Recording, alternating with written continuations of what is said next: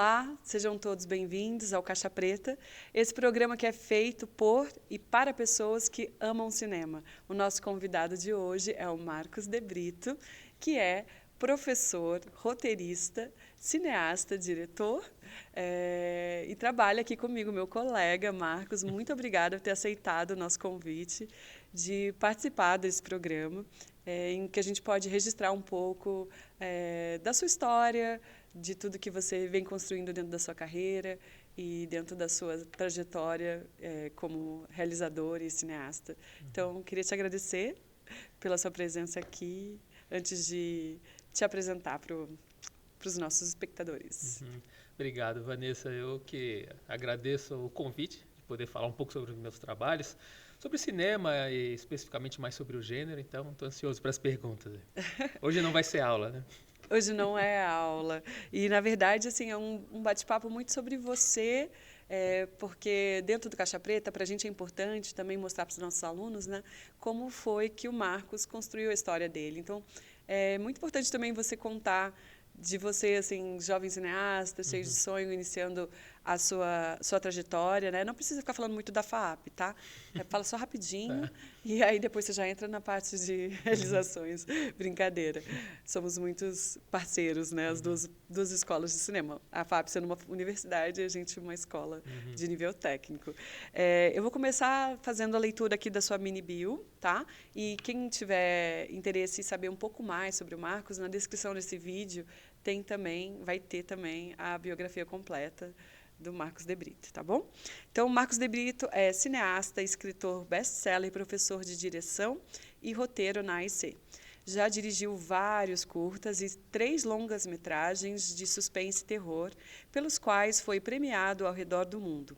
Ficou conhecido do grande público com o lançamento, em 2015, do premiado longa de terror Condado Macabro, um slasher que faz homenagem aos clássicos do gênero.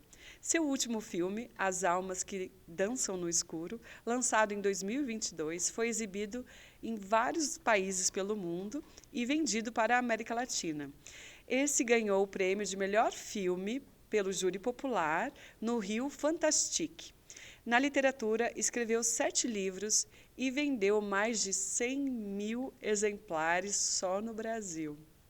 Seu livro, Apocalipse segundo Fausto, foi finalista na premiação mais importante do país, o Prêmio Jabuti. Parabéns, Marcos. Obrigado. Ouvindo assim, até eu fiquei orgulhoso. Você está orgulhoso de você? Eu estou orgulhosa de trabalhar com você, de contratar você, porque ele é meu trabalho para mim, tá?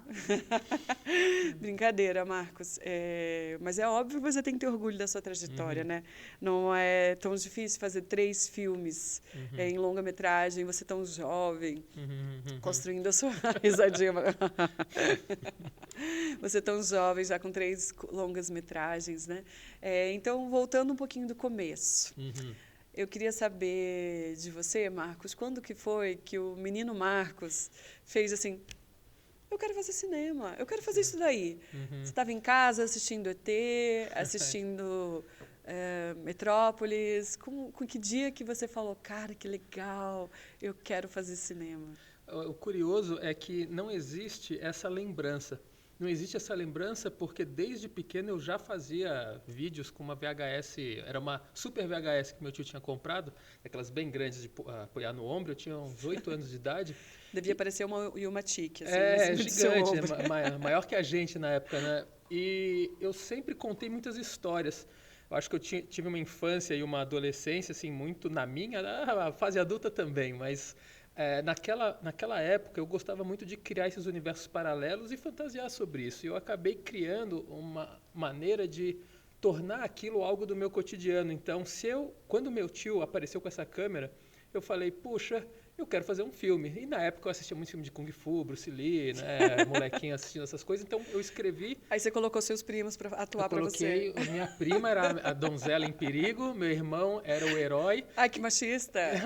Naquela época era tudo o bem, modus operandi. Tudo bem, né? Ele está em desconstrução, pessoal, tá tudo certo. E eu era o vilão o escritor e o diretor. Então, e o câmera também. Então era difícil, né? Quando eu precisava aparecer Eu não em sabia cena. que você era ator. Não, eu não sou ator, né? Mas naquela época. Estamos descobrindo talentos. Não, por favor, Você não. quer fazer o TAC? Não, A não gente quero. tem um curso aqui técnico de atuação para cinema, você pode fazer. Eu conheço bem os alunos.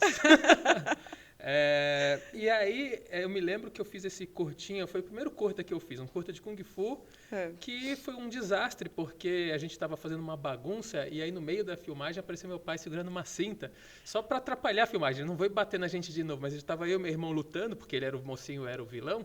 Não era o vilão, era o mestre, né? Eu era o mestre do meu irmão. E aí meu pai chegou com uma cinta para querer brincar de bater na gente. Na verdade, ele era o vilão. E foi, porque o filme acabou ali, a gente não terminou. E quando eu entrei no ensino médio, eu formei um grupo de amigos para fazer curtas-metragens. Então, todo semestre a gente fazia 1 ou 2, e chegou um momento que a gente começou a querer vender isso para os alunos de lá, fazer como se fosse um negócio. E a gente filmava esquetes de comédia e não vendemos nenhum. Foi meu primeiro fracasso tão cedo. A gente não vendeu, mas como nós gostávamos muito disso, a gente continuou filmando. Chamava LDP, Jornalzinho LDP, Lá e Daqui a Pouco. Por causa do Aqui e Agora, que era famoso na época, a gente fazia o Lá e Daqui a Pouco.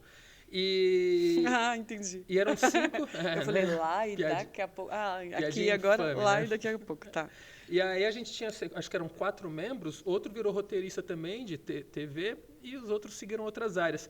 Mas foi um aprendizado muito grande para mim, porque eu acredito que isso que iniciou toda a minha visão de decupagem, minha visão de roteiro antes de eu estudar. Eu assistia muito filme de terror, sempre assisti muito terror, mesmo pequeno. E com essa experiência de juntar uma turma, já trabalhar com câmera, já trabalhar montagem, mesmo quando na nossa idade ninguém trabalhava com montagem, a gente já tinha um computadorzinho para fazer uma montagem amadora, mas que funcionava. E o interessante é que naquela época, a gente tinha uns 14, 15 anos, um pouco menos talvez, a TV Cultura local quis comprar o nosso conteúdo, queria que a gente fizesse para a TV Anhatomirim, era o nome, que eu morava em Florianópolis. Só que nós éramos todos envergonhados. A gente falou, não, a gente tem vergonha de fazer isso, e a gente não abraçou essa oportunidade. Só um dos nossos amigos que queria. Só que os outros falaram, não, a gente não quer aparecer na TV. Mas, poxa, parece que sempre esteve muito presente. Você tinha que idade aí? Eu acho que a gente estava com eu mudei para os Estados Unidos com 15, então a gente tinha uns 13, 14 anos. Trabalho infantil chama. Mas era tipo uma TV Colosso, né? Era comédia, mas eram umas piadas totalmente erradas que hoje não seriam aceitas. Então sei. E a gente... eu mudei para os Estados Unidos, quando eu voltei, a gente reformou esse grupo e continuou fazendo as filmagens. E eu vim para São Paulo estudar cinema, porque não existia outra possibilidade. Eu me lembro quando meu pai veio me perguntar, Márcio, o que você quer fazer? Né? Sempre foi um assunto direcionado à publicidade ou jornalismo, porque como eu tinha esse contato com o audiovisual toda hora, era algo que eu mexia muito, e em Florianópolis não existia curso de cinema, eu estava sendo direcionado a fazer publicidade. Só que o meu pai, ele estava morando em São Paulo na época, e eu falei, pai, você está em São Paulo, e eu descobri que tinha faculdade de cinema. Para mim não existia, porque era tão legal para mim, que eu nunca considerei como um trabalho. Então, quando eu descobri que existia uma faculdade de cinema, eu falei, pronto, não existe nenhuma segunda opção para mim. Eu fui pesquisar várias, tentei fazer USP, prestei FAP, fui na USC e na UCLA também dar uma olhada, só que eu optei por ficar em São Paulo, porque eu tinha voltado dos Estados Unidos fazia 1 ano só, queria ficar mais tempo no Brasil, e acabei passando na FAP e me formei lá, né? Então, acabei fazendo toda a minha vida aqui em São Paulo e não consegui ir embora. Nunca mais voltou para Florianópolis. Mas, continua, tava legal. Eu me perdi. Eu achei que você ia engatar, eu já estava assim. Não, mas eu consigo engatar, Pode engatar. Na verdade, que eu só vou falar tchau, gente, obrigada por hoje, foi isso. É que durante o aprendizado de cinema na faculdade também, uma coisa que eu acho muito curiosa é que, claro, você como aluno, se você faz o que você é obrigado a fazer, você vai levando de uma certa maneira. Agora, se você faz algo que você está querendo sempre estar à frente daquilo que eles estão ensinando, é uma experiência diferente na faculdade. Então, eu formei esse outro grupo na faculdade de pessoas que, a princípio, não gostavam de mim por causa das minhas piadas, e eu era bem sulista na época, agora que eu sou um ser humano melhor, mas na época a gente formou esse grupo e nós tínhamos como meta fazer sempre um documentário e uma ficção por semestre, se eu não me engano. Se não for por semestre, era por ano. E nenhum outro grupo fazia isso. Eles faziam as matérias que os professores davam. Só que quando nós tínhamos a oportunidade de falar, a gente pode oferecer esse trabalho como um audiovisual, a gente fazia. Então a gente foi meio que nos aprimorando desde o primeiro semestre a fazer um documentário e um curta de ficção. E aí os que gostavam mais de documentário dirigiam e foram, né, melhorando cada vez mais nisso. Hoje até seguem carreira fazendo isso e eu acabei indo para a ficção. E eu acho que a grande vantagem disso tudo é que eu entrei na faculdade em 98 e me formei em 2003. Mas no ano de 2001 eu já ganhei um festival de Gramado, ainda estando na faculdade. E isso foi inédito para a FAP. A FAP só tinha ganhado o Gramado com conclusão de curso. Se eu não me engano. E não foi considerado um curta de estudante, foi um curta, você escreveu como um curta profissional, porque não era um filme... Exato, porque em Gramado, não sei se agora está assim, mas no ano de 2001 não existia essas categorias de estudante, existia o Gramado Cinevídeo e as categorias 16mm e 35mm. Eu fiz um filme, na época, em Super 8, com digital, porque eu sempre quis aprender muito essa questão da linguagem. O meu início de carreira no cinema era experimental, só que um experimental com ficção, não fazia só uma experimentação visual. Eu criava uma história e filmava ela com elementos de experimentalismo como personagem. E aí, essa questão estética é muito importante para você, né? A foto, você tem até um filme teu que é todo filmado de cabeça para baixo e é justamente como que você toma essas decisões assim sobre como retratar cada filme em cada história. Você vai deixando o processo te mostrar isso? Ou tem algum momento anterior? Como é o teu processo criativo, assim, quando você está pensando na parte estética do seu filme? Na época de curta-metragista, meu principal interesse era conhecer qual linguagem eu ia querer seguir ou experimentar da melhor maneira possível. Então, a estética surgia primeiro, depois a história vinha em cima da estética. Então, no caso desse filme de cabeça para baixo, isso foi meu de conclusão de curso. Chama Universo. E eu queria fazer um filme de cabeça para baixo porque eu tinha assistido há algum tempo um filme que era de trás para frente, que era Palíndromo, do Felipe Barcinski, que inclusive acho que deu aula na IC também há muito tempo. E aí, na época, eu falei, puxa, que filme animal, eu quero fazer isso, porque eu trabalho com experimentalismo também, então, o que eu vou fazer que não fizeram ainda? Um filme todo de cabeça para baixo. Então, o filme tem essa questão, e era para mostrar a inadequação mesmo, sabe? Uma pessoa que está lutando muito para viver numa sociedade que não é a dele. E é muito reflexo de eu ter vindo de Florianópolis para São Paulo, uma cidade de praia, uma cidade calma, para uma cidade megalópole caótica, assim. Então, meio que era essa a ideia. E o primeiro que ganhou o Gramado, ele era dentro de uma casa, então eu dividi em vários cômodos da casa, como se fossem várias telas. Então tem a casa de fundo em Super 8 e na frente os cômodos com imagem digital. E os personagens andavam de um cômodo para outro, então era tudo cronometrado, foi bem complicado fazer. E na época, não sei se você lembra desse filme, o Mike Figg estava lançando o Time Code. E o Time Code veio assim, 6 meses depois de eu ter filmado o meu. Então o povo fala, poxa, você fez o Time Code antes do Time Code. Todo mundo, daí, quando começou a passar em festivais, o vídeo sobre tela, eu recebia críticas que era uma cópia do Time Code, mas eu tinha feito antes. Eu já vivi isso também, eu sei como é. Também escrevo, né? Quem não conhece meu trabalho, eu também sou escritora e também adaptei o meu livro para roteiro, né, de audiovisual, de animação. Então, minha próxima pergunta também é sobre isso. Assim, dentro da literatura, eu entendia também essa dificuldade de ajuste dentro da história para cada linguagem que você está tentando contar aquela história que é cara para você, que é especial para você. Assim, dentro do teu processo junto de adaptação, né, porque você também faz um caminho inverso, de começar no cinema e depois depois transformar isso e ir para a literatura. Normalmente as pessoas fazem o oposto, né? Primeiro sai o livro, depois sai o filme. Então, para você, Marcos, como é escrever em cada linguagem? Tem um chipzinho, um clique que você vira para pensar e criar? Sim, tem. E eu acho muito, muito mais complicado escrever como literatura, né? Assim, talvez por eu ter me acostumado a escrever um roteiro, eu escrevo um roteiro muito depressa, porque para nós do ramo audiovisual, a gente entende que é um guia de filmagem e esse guia você não precisa ser poético, né? Você precisa ser direto até para um diretor, caso você não dirija o seu próprio projeto, possa criar em cima daquilo sem muita algema. Então, a escrita do roteiro é muito simples, colocar um cabeçalho, uma descrição de ação, e aí é foco em diálogo, foco em subtexto. Isso eu sei fazer rápido e bem. Agora, na literatura, foi meio que uma salvação para um roteiro que eu nunca consegui filmar. Eu queria muito fazer um longa-metragem, que na época se chamava Vila Socorro, que era sobre lobisomem, era o meu primeiro roteiro de terror, de fato. Só que custava, em 2010, na época eu estava trabalhando na Academia de Filmes, Margarida Filmes e Flores, e custava 10 milhões, isso em 2010. Então, assim, eu não tinha nível de Ancine para fazer esse filme, não tinha currículo para fazer esse filme. Então, eu falei, vou ter que deixar na gaveta. Porém, eu gostava tanto da história que resolvi adaptar. Daí, quando eu adaptei, eu vi qual era essa dificuldade de linguagem, porque no roteiro, por exemplo, a gente escreve no presente, é obrigatório escrever no presente. Na literatura, a gente escreve mais comumente no passado, não é obrigatório, mas o tradicional é no passado. Então, eu tive que reformular tudo. E a primeira versão desse livro que eu escrevi no presente cheio de erros. Eu mandei para as editoras e fui destruído. Um cara até...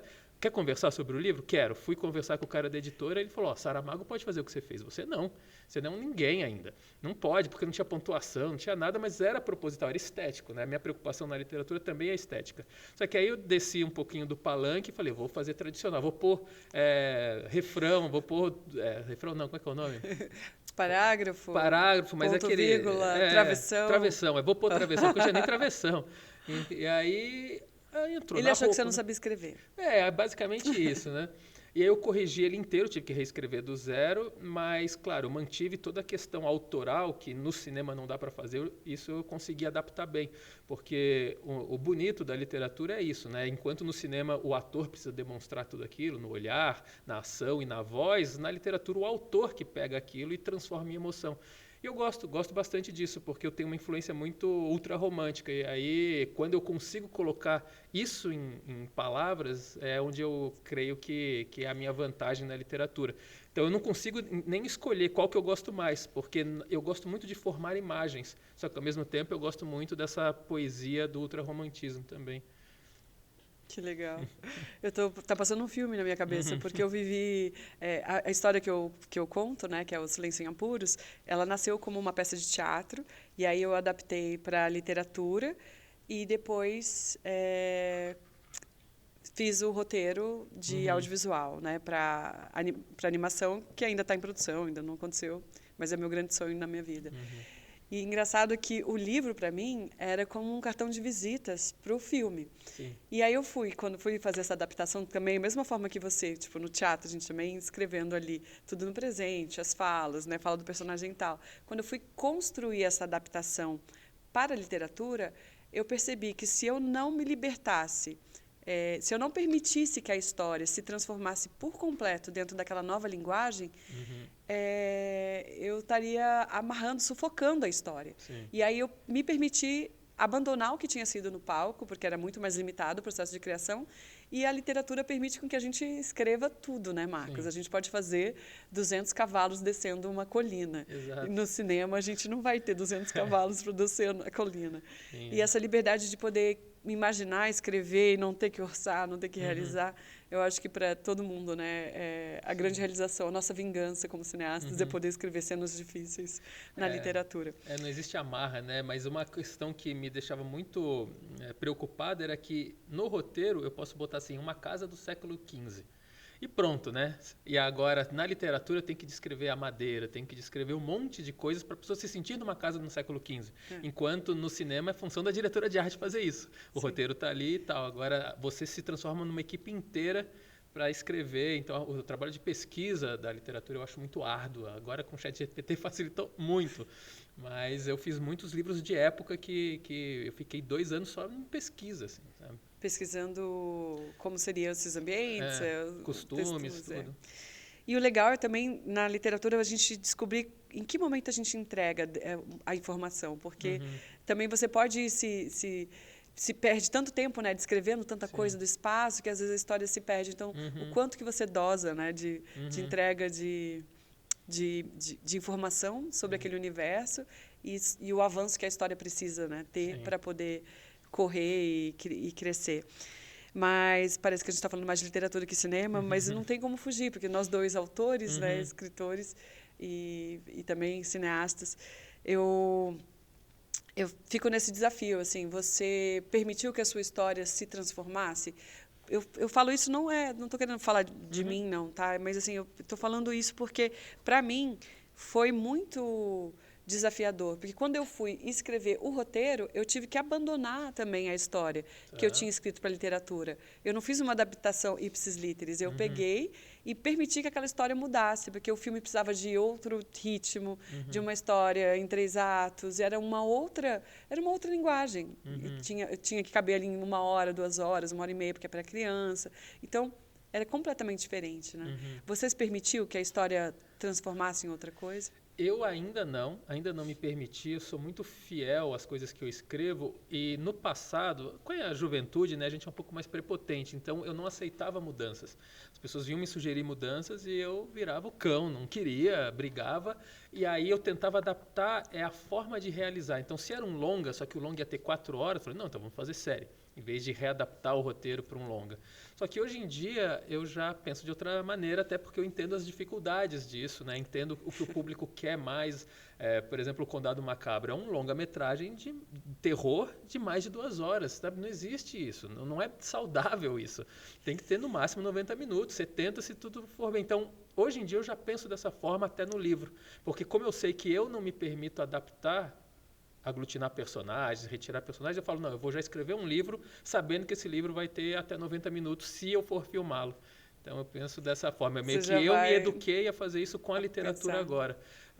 Se você lê o Condado Macabro e o Palavras Interrompidas, que se tornaram Condado Macabro e Almas que Dançam no Escuro, parece que você está fazendo uma leitura do livro e vendo, porque é muito, mas muito fiel, até os diálogos. Tanto que muitos deles, eu escrevo o roteiro antes, alguns eu filmo, alguns não, e daí eu faço o livro. No caso do Almas, eu não tinha finalizado o filme, mas tinha já filmado. Então, tudo que os atores mudaram de diálogo lá, por questões de improviso, eu já botei no livro também. Então, né, eu gosto de ter esses produtos muito semelhantes. Mas, se eu for deixar na mão de outro diretor, daí eu não tenho poder sobre isso. Então, tudo bem, eu tenho um livro vendido, que vai ser outra pessoa que escreveu o roteiro, que vai dirigir, e eu já li o roteiro e assim, eu discordo em 90% do que ele colocou lá, mas quem sou eu? Eu cedi um direito, né, de adaptação, então agora não é mais meu. Tá arrependido. Exato. Não porque pagaram muito bem, né, mas... Que bom! Você pensa que, agora, aproveitando, né, para falar um pouco sobre as injustiças, eu acho que o terror sofre assim dentro do mercado, Sim. especialmente o mercado do audiovisual brasileiro, né? Você tem os seus filmes viajando o mundo inteiro e às vezes encontra um preconceito, uma dificuldade do cinema nacional. Você sente que isso é real, é uma percepção errônea minha? Ou, na verdade, eu já converso muito com você sobre isso, então eu sei um pouco sua resposta. Te dando a oportunidade de falar sobre isso. E por que você acha que isso acontece? Por que você acha que o terror é considerado uma arte menor? Tá, é uma resposta longa, tá? A gente tem 3 horas, né, Lina? Não é uma impressão, isso de fato acontece, né? O terror ele é relegado a um subgênero do cinema, tanto que o próprio terror tem vários subgêneros, que alguns subgêneros já discutem entre si. Por exemplo, a pessoa que gosta de um terror mais violento, mais slasher, não gosta do terror mais artístico, sabe? Existe toda uma questão, assim, micro-universos dentro desse universo, mas o terror dentro, não só do cinema, mas da literatura também, ele é colocado como uma arte menor que eu não entendo o motivo. Eu realmente não entendo o motivo. Eu acredito, daí é a opinião, né, própria, eu acredito que há uma defesa da questão mais autoral, porque eles sabem que são livros ou filmes ou ideias que não são vendáveis. Comercialmente, elas são piores, né? O terror é o melhor custo-benefício que pode existir. Lá fora é o filme mais barato com maior retorno. Aqui no Brasil, as pessoas não entendem dessa forma, porque o patrocínio que vai para os filmes aqui são de empresas muito caretas, né? São de empresas que já têm sua cartela de produtoras ou que falam, quero associar a minha marca com algo alegre, com algo feliz. E daí quando você vê um filme de terror onde tem assassinato, sangue, sacrilégio, é muito difícil para o brasileiro, por ser um país 90% católico, entender que não é verdade aquilo, Não é ir contra valores morais de uma empresa, você explodir uma marca, você jogar sangue na marca. Se você vê nos Estados Unidos, tem um logo da Pepsi que explode. Imagina se uma, sei lá, empresa aqui do Brasil permitiria isso. O logo dela explodindo em tela. Não permite. E o terror trabalha com isso, né? Com explosão, corte. Então, essa é uma das questões da falta de incentivo. Agora, a falta de visibilidade vem do público também, porque em algum momento a nossa sociedade é ensinada, né, para algumas pessoas que ver algo profano, ver algo que não é moralmente aceito, como assassinatos, como temas tabus, como temas que o terror gosta de abordar, é visto como algo de mau gosto. Mas mau gosto para quem? Sabe? Mau gosto para quem definiu que isso é de mau gosto? Porque para mim não é, para mim é de extremo bom gosto. Eu adoro ver isso e é uma coisa catártica mesmo, né? Você cria vários tipos de emoções que não são reais, que não são factíveis no mundo real, a não ser que você seja um assassino, um psicopata. Então, as pessoas têm essa tendência a achar que a pessoa trabalha com terror, faz terror, talvez ela não esteja muito bem da cabeça. E eu considero o contrário. Na verdade, a gente precisa viver a morte, sim, a raiva, a fantasia, a destruição justamente no ambiente de ficção, para a gente dar vazão para aquilo, né? Porque a gente tem esses sentimentos dentro da gente. Exatamente. A vontade de matar as pessoas e que a gente pode matar os personagens. Né? E as pessoas não entendem que se ela foge da sombra que ela tem dentro de si, ela em algum momento pode ser dominada por ela, porque ela vai extravasar uma vontade. Agora, se nós sabemos que nós temos isso, e nós tocamos essa sombra e voltamos, a gente sabe que ela é ruim, a gente sabe que ela é má, e a gente controla ela dentro do que nos é permitido. Então, eu acho que isso é muito curioso, porque eu tenho medo de pessoas que assistem e escrevem comédia romântica. Isso eu tenho medo, porque aí que você está trabalhando numa ilusão de que o mundo é bonito, cor-de-rosa e tal, e ele não é. Então as pessoas estão despreparadas para enfrentar o mundo real da forma como ele é, que é violento, é visceral, é destrutivo. Para mim, o mundo é assim. Então, mas o mundo não é só isso. O mundo é a ambivalência do mundo, e eu acho que essa potência, entendeu? Uhum. Porque também, como artistas, nós somos guardiões da poesia, nós somos guardiões da delicadeza. Por isso que eu acho que o mundo... Aqui a gente está numa oposição entre eu que escrevo para o fantástico, para a fantasia, que para crianças, e você que escreve e cria universos de medo, de horror, de susto, de tensão, de tramas e mirabolantes. Eu acho que tudo precisa existir. Tanto essa potência da destruição, porque é esse lugar que a gente tem dessa selvageria, como a gente também precisa do delicado, do poético, do macio, do confortável. Né? Não pode negar, justamente, os dois lados da existência. Né? Você está bêbado, Não, para eu falar... Não, sim, porque tá existe tá bêbado com água, tá, gente? Juro que não é a caneca do Jô, tá só com água uma aqui. Pena. Não, que, assim, daí é um raciocínio meu, porque não sei se você concorda. Imagina que, para nós nos empolgarmos com algo que a gente escreve, aquilo tem que ser muito criativo, né? Tem que ser, uau, tive uma ideia genial. Por que essa ideia é genial? Porque ela normalmente não é nos dada a todo momento. Então, você acha genial algo que é, uau, pensei em algo completamente novo. E eu me sinto, assim, tendo ideias de morte. Né? Assim, nossa, como eu vou matar esse personagem dessa forma? Blá, blá, blá, blá. Nossa, como é que eu vou trazer esse tabu? E aí eu penso, se eu tivesse escrevendo uma comédia, assim, se eu tivesse, vamos mudar o foco, se eu fosse uma pessoa que gosta da violência no mundo real, isso não seria empolgante para mim, seria um relato, seria quase como escrever um pseudodocumentário, né, sobre mim mesmo. Falar, não, estou escrevendo relatos da minha vida, do que eu penso normalmente. Então, as pessoas que, não estou falando você, tá? Mas as pessoas que escrevem comédias românticas, situações amorosas e tal, e elas se empolgam fazendo isso, que de fato é empolgante, eu acredito que é algo que falta também na vida delas. Tipo, eu gostaria desse relacionamento super perfeito. E só escreve sobre pessoas boas. Nossa, olha só se o mundo tivesse habitado por pessoas boas, porque ela não é uma pessoa boa, então se ela escrevesse sobre coisas ruins, ela estaria se descrevendo. Você entende isso? E eu acho que eu acabo escrevendo só coisas pesadas, porque dentro de mim não há essa maldade do que eu escrevo. Para, Marcos. Eu não. Para. Claro que você é mau. Eu sou. Eu Terrível. não concordo com você, mas concordo com você, tô brincando. Não, na verdade, eu acho muito interessante você pensar assim, porque para mim, quando eu te falo, né, quando a gente estuda personagens, a gente também está falando sobre a potencialidade do ser humano, de ambivalência. Eu sou capaz de algo muito bom e de algo muito sórdido. A mesma pessoa. Esse equilíbrio entre o sagrado e o profano, que não pode ser negado e evitado, né? A gente precisa encontrar. Eu acho que também, quando a gente entra no tabu das religiões, é porque as religiões ficam tentando nos moldar num lugar de luz e negando que, mesmo que a gente tente ser só luz, a gente vai fracassar, porque a gente não é. E a gente tem esse lugar. Claro que também aí a gente pode chegar nesse lugar daquilo que a gente alimenta, né, de ação, do autocontrole, da autorregulação. Eu não posso atuar na minha raiva, na minha violência, porque senão, de fato, eu mato as pessoas, eu vou agir, vou cometer crimes e vou ser presa, né? Se é que a gente não está vivendo no meio da barbárie. Mas na fantasia, dentro do mundo do fantástico, da ficção, quando eu digo fantasia, no sentido do simbólico, de criação de histórias, né? Eu acho que a gente tem que se permitir essas coisas. O que eu acho que a moralidade atrapalha muito a ficção é porque as pessoas se assustam, elas acham que aquilo pode se tornar uma representação de um comportamento para quem está em formação, né? Então, é muito comum as pessoas pensarem assim, mas fulano vai fazer... Se assistir um filme de terror, ele vai matar a escola inteira. Será que isso está realmente ligado? Será que essa ideia vem daí?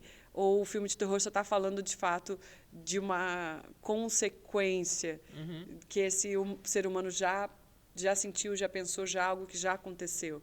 Então, não dá para saber o que alimenta, assim, mas eu não acho que a gente pode responsabilizar o cinema pela construção de todos, né, de todo o comportamento de uma juventude, de um grupo social, porque não é só isso, né, é do ser humano isso. Então, tanto que existe... quando eu brinquei com você sabe que eu sou uma pessoa boa. Você é, realmente, eu conheço você um pouco, acho você uma pessoa incrível, mas você não é só, você também tem Sim, a gente está falando em extremos, né? De ter esse lugar da ambivalência, né? Somos todos ambivalentes. Agora, eu também acho que a questão do terror, ela nunca vai influenciar a violência em alguém, a não ser que a pessoa já tenha isso dentro de si. E a função do terror como arte é fazer... como é que é? É falar sobre o sintoma, né? Não é, na verdade, fazer uma causa. Então, eu concordo plenamente com isso. Assim, o terror, qualquer arte, não só o terror, também qualquer gênero, assim, não é porque nós vemos filmes românticos que nós seremos românticos. Se você não é uma pessoa romântica, não é vendo filme de violência que você vai fazer violência se você não tem a violência dentro de você. Só que quando nós falamos sobre terror, o terror ela tem essa, não diria uma obrigação, mas ela tem um pouco essa função de fazer uma denúncia, né? É uma denúncia de um comportamento que nos agride. Então, quando nós fazemos terror, nós geralmente estamos falando sobre algo que nos incomoda, não sobre algo que nos agrada, como o gênero, vamos falar de novo, da comédia romântica. Comédia romântica você faz para se sentir leve, enquanto no terror você não faz por você gostar e querer ver aquilo na vida real, é simplesmente porque, olha, isso acontece, isso me incomoda, então vamos fazer num tom de crítica, tanto que os filmes de terror, eles não costumam ter finais muito felizes, né? Eles trazem a consequência máxima do ato ruim. Se a pessoa cometeu um ato ruim, sofreu a sua consequência. Não, o casal não costuma terminar junto. Pode continuar, tô olhando aqui se eu esqueci de fazer alguma pergunta. Não, mas era o ponto final mesmo. Então agora você vai ter que esperar, porque aí eu vou ter que ficar olhando, vou olhar aqui qual é a minha próxima pergunta para você, que você já não me respondeu. Quando eu penso assim sobre o que você me falou em relação a eu sou romântico, então eu vou escrever comédia romântica, eu acho que, enfim, falando da grande, sem querer generalizar, mas já generalizando, né? Todos os sentimentos estão aí e a gente, dentro dessa vida, a gente espera, né, que as pessoas se apaixonem, que as pessoas né, tenham momentos felizes, momentos tristes, dramas pessoais, dramas sociais. A gente não vai conseguir fugir. Mas o cinema ele tem esse papel da construção do imaginário. Então, também, essa construção de imaginário que as pessoas assistem nos filmes contamina a própria idealização sobre sua própria vida. Quando você diz, eu assisto um filme romântico e cria uma expectativa de viver aquilo, e aquilo não é assim que acontece. Então, isso, de fato, é um desserviço para as pessoas quando você fica construindo um processo de idealização da história, do outro, né? Dentro do filme romântico, que é isso que você está falando, e eu estou concordando com você, estou tentando concordar com você, me perdendo aqui na minha argumentação. Mas o que eu queria dizer é um pouco isso, assim, que não é porque a gente vai... Aqui eu estou olhando sua camisa de cangaceiro, do Lampião. Não é porque a gente vai construir uma ficção em que existe morte, medo, que isso vai transformar as pessoas em pessoas violentas, né? Mas, de alguma forma, eu acho que povoa o imaginário de quem assiste, né? Eu lembro de uma situação que eu vivi aqui nesse estúdio, de uma aluna brasileira, em que eu pedi para ela ler uma carta. Era um exercício. Você tinha que sentar numa mesa e ler uma carta. E aí ela sentou, e era uma carta que ela ia descobrir algo que ela não sabia. Ela fez super bem a cena. Quando cortou, em silêncio, eu falei, o que estava escrito nessa carta? Aí ela me disse, eu recebi uma carta do Exército dizendo que meu marido morreu na guerra. Ela é brasileira. Aí eu, tá, e quantas vezes isso acontece dentro do nosso país?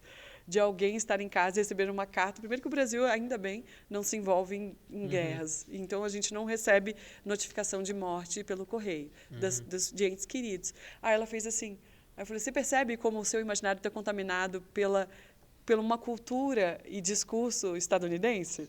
Aí ela, nossa, é verdade. Assim, então, de alguma forma, como que você, Marcos, conseguiu ou tenta conseguir construir um imaginário brasileiro do filme de terror, sendo que você foi educado vendo um terror que não era nacional, claro, sem tirar o Zé do Caixão, nosso mestre Zé do Caixão, em que eu tive a honra de conhecer. Como que você pensa o cinema de terror brasileiro? Eu acho que nós precisamos pegar as melhores qualidades do cinema norte-americano, que é técnica. Né? O cinema norte-americano ele é perfeito em técnica, mas ele já está datado nas questões de história. Eu acho que nós temos folclores muito mais ricos, nós temos histórias de desgraças e de situações muito mais fortes, não tão fortes quanto, mas que nós podemos explorar aqui. Então, o meu foco é explorar isso como conteúdo. Eu só conto histórias brasileiras ou histórias que tenham acontecido aqui ou sobre personagens brasileiros, mas eu tento sim emular um pouco a estética do cinema norte-americano. Hoje em dia eu assisto mais cinema europeu e asiático do que norte-americano, então acho que as minhas influências estão mudando. Mas claro, na infância a gente não tinha acesso a esse tipo de cinema. Era a Sessão da Tarde. Na Sessão da Tarde não, né? Era Corujão, porque não podia passar filme de terror à tarde. Exato, ou a Sessão das 10 no SBT também, né? E no cinema tinha Gremlins na época, né? Eu me lembro que Sexta-feira 13. Eu me lembro que Gremlins estava passando junto com A Filha dos Trapalhões, e a minha mãe me falou, Marcos, qual você quer ver? Eu falei, Gremlins. A gente foi assistir Gremlins. Então, é esse tipo de cinema dos anos 80, anos 90, mais 80 que 90, que me influenciou a querer fazer o cinema. E você vê o Condado Macabro, uma influência muito clara desses filmes dos anos 80, o Massacre da Serra Elétrica, o Sexta-feira 13. E hoje em dia, não, a minha estética hoje já é um pouco mais aprimorada, mas ele remete muito ao que eu gostava de assistir. Só que o conteúdo não. Então, como é que eu faria uma diferenciação? Né? Como é que eu trago isso para o brasileirismo? Como é que eu trago isso para o nosso país? No caso do Condado Macabro, eu falei, Massacre da Serra Elétrica, a nossa referência principal, se passa no Texas. Então, a gente tem que fazer esse filme no Mato Grosso do Sul, sabe? Então, a gente foi até o Mato Grosso do Sul. O personagem principais do Massacre era aquela família de sádicos. Eu trouxe uma família de sádicos, mas que criavam porcos, né? Então uma coisa também do interior, e vendiam para o açougue. E ainda trouxe a questão dos palhaços mambembe, né? Os palhaços de rua que ficam fazendo golpes nas cidades. Então eu queria trazer essas questões para falar, esse filme não é americanizado. Ele tem as suas influências no cinema clássico de terror norte-americano, mas é uma história nacional. Então foi trazendo música brega, tem Reginaldo Rossi na trilha sonora. Então trazendo esses elementos regionais pro filme faz com que você crie essa identidade brasileira, mas não abra mão do que nós gostamos ou nos acostumamos a assistir, que é um filme bem acabado.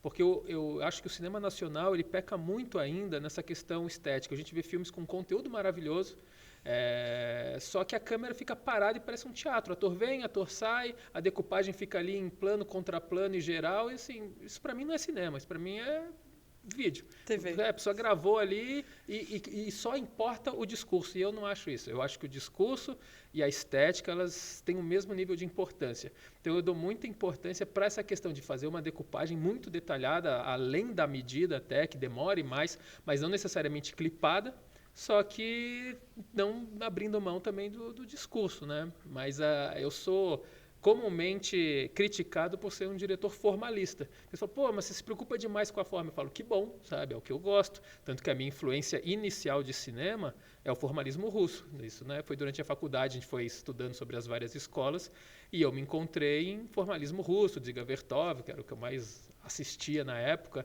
porque eu achava impressionante o cara, em 1920, fazer efeitos práticos em camera que hoje em dia ninguém mais faz, porque é muito mais fácil apertar um botão e fazer. E eu queria fazer dessa forma. E até hoje eu ainda tento trazer um pouco disso para os filmes.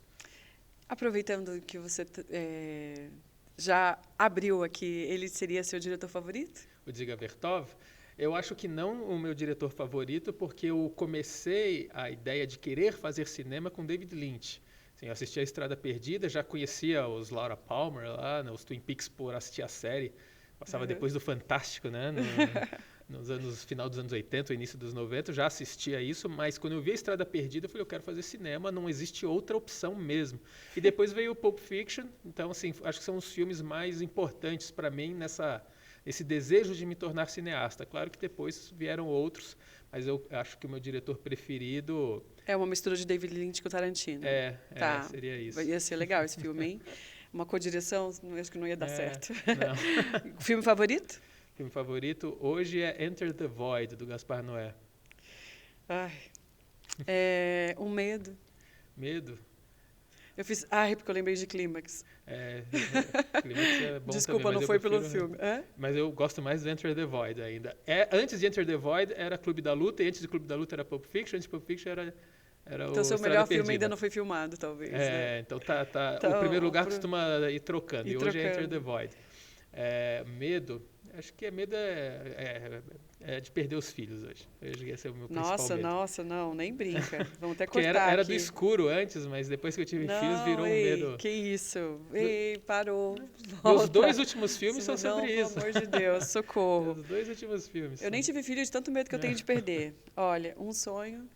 Um sonho? Oxe. Ai, meu Deus. Eu não Fazer tenho... o nosso próximo filme Alerta de Gatilho. Acho que eu não vou botar como sonho, mas como meta é conseguir fazer os filmes sem preocupação nenhuma financeira mesmo. Sei. Ter um projeto e só conseguir fazer. Eu desejo isso para você, meu amigo. Um hobby que não tem a ver com cinema. Squash. Olha, não sabia. Squash. Time do coração? Eu não tenho. Eu não torço para... Beisebol? Eu não torço para esporte nenhum. Não. Todos menos Corinthians. Todos menos Corinthians. Ator que você mais gostou de trabalhar? Francisco Gaspar. Eu sabia que você ia falar isso. Um projeto que você ainda sonha em fazer? Fraternidade 707. É um longa-metragem sobre o sequestro do meu irmão, que ficou 8 dias em cativeiro. Nossa, que triste. Mas tá tudo bem com ele? Tá, foi em 2002. Que triste. Foi aqui em São Paulo? Agora eu quero saber. Aqui em São Paulo, na frente de casa, pegaram. Eu saí meia hora antes para pegar uma câmera. Eu tô arrependida de ter perguntado. Fox, corta essa parte. Não, mas é muito bom o roteiro. É muito bom. Mas ele tá vivo. Então tá. Tem um final feliz? Tem um final feliz. Você sabe, amigo, eu preciso te dizer que eu não assisto seus filmes, porque eu não consigo ver filme de terror sozinha. Não. E aí ou eu vou no cinema e vejo com um monte de gente, ou eu tenho uma amiga, um boy para assistir junto. Mas o Almas pode assistir, o Almas é dramático. Não vou passar mal, não, porque eu fico muito mexida. E uma meta para daqui a 10 anos? Uma meta para daqui a 10 anos? Ganhar o Jabuti. Tá com isso gasgado. Tem que ganhar. E não é para 10 não, é para menos. É para menos, tá. E um filme que não seja de terror, enfim, você... que na verdade, tipo... Mas espera, vou botar o Requiem para um Sonho. Requiem para um Sonho. Eu amo esse filme. Esteticamente é a minha referência, assim, para alguns projetos também. Eu amo esse filme. Marcos, tem alguma mensagem para deixar para os nossos alunos? Se tiver, pode falar para aquela câmera. É o Não momento que faltem. Né? Não, eu acho que é muito importante você seguir sempre essa questão do que você quer fazer, mas com uma certa parcimônia, né? Tipo, até onde é o meu limite? É engraçado isso. Eu nunca tive limites assim para fazer cinema. Meu pai sempre me apoiou muito. Ainda me apoia até hoje, só que hoje eu já não preciso mais tanto. Então, é isso, sabe? Se você tem a condição, continue. Não é fácil. Porém, também não jogue tudo sobre o cinema, porque o cinema não é um ramo que, né, nós conhecemos bem, não é um ramo que te traz muita alegria a todo momento. Ele traz umas alegrias muito altas, mas de forma muito espaçada, né? A maior parte do tempo do cinema é a gente planejando, indo atrás de dinheiro, para daí ter uma super alegria em uma vez a cada 5 anos, às vezes. Só que vale a pena essa alegria. Então, é isso que eu digo, se você tem a condição de esperar, espere, porque quando ela vier, É muito gratificante, né? é demais, assim. Você se sente outro nível de pessoa, sabe? Então, Sim, o eu acho que orgulho vale a de pena. criar, né? De Sim. ver pronto uma obra. E ver as pessoas comprando a sua ideia com o mesmo amor que você escreveu, sabe? Então, assim, as pessoas, quando ela toca as pessoas de uma forma que você planejou, aquilo ali é melhor do que qualquer resultado financeiro que a gente espera do cinema. Só que a gente precisa do resultado financeiro, infelizmente, que fomos criados dessa forma, né? Sim. Como sociedade, mas não desistam, é isso. Não desistam, que vai dar certo em algum momento. Tá, e para terminar, eu queria saber se tem algum personagem para mim no seu próximo filme. Eu trouxe aqui meu currículo, olha. Tá, eu sou coordenadora acadêmica da IC, fui atriz, me formei também em cinema e em teatro. E cadê as fotos? Não, é só brincadeirinha. Eu queria agradecer mais uma vez você ter participado do nosso Caixa Preta. E agradecer também a nossa equipe maravilhosa que está aqui, Lina e Natan. E toda a equipe que trabalhou também para o Caixa Preta acontecer hoje, Fox que está aí. E agradecer a escola por esse espaço, para a gente pensar cinema e registrar um pouco da sua trajetória. Obrigada por fazer parte do nosso corpo docente. Eu sei que a gente é uma família maluca aqui, mas que a gente tem construído muitos sonhos e dando oportunidade para muitos jovens poderem se tornar cineastas, atores, escritores. Então, eu sei que você tem essa vocação de mestre, de professor. Para você, te agradeço muito por estar também aqui com a nossa escola. Muito obrigada. Foi muito bom ter você aqui com a gente esse ano. Obrigado. Eu acho que você sabe, né, também que dar aula na IC sempre foi uma meta pessoal. Então, demorou um pouco mais do que eu imaginava, mas quando eu tinha saído da faculdade e eu via os diretores que eu assistia os trabalhos, dando aula aqui, eu falei, um dia eu quero dar aula na IC. E agora estamos aqui. Então, obrigado também por ter me recebido. Agora ele está arrependido. Mentira! Obrigada, Marcos. Obrigada, gente. É isso. Esse Caixa Preta termina aqui. Obrigada.